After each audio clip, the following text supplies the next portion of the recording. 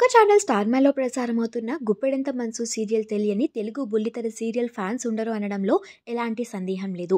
Number 1 TRP రేటింగ్తో చాలా రోజులు ఈ సీరియల్ మంచి క్రేజ్ సంపాదించుకుంది.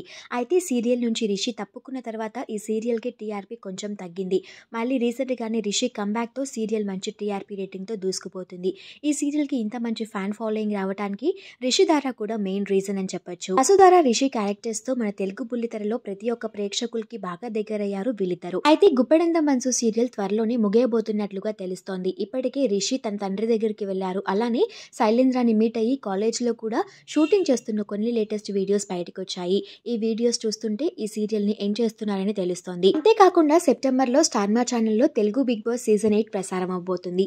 ఈ సీజన్ 8లో రిషి వసులలో ఒకరు ఎంట్రీ ఇవ్వబోతున్నట్లుగా సమాచారం. ఈ గుడ్ న్యూస్ తెలుసుకున్న ఫ్యాన్స్ అంతా రిషి వసులలో ఎవరు వస్తారా బిగ్ బాస్ కి అని చాలా వెయిట్ చేస్తున్నారు.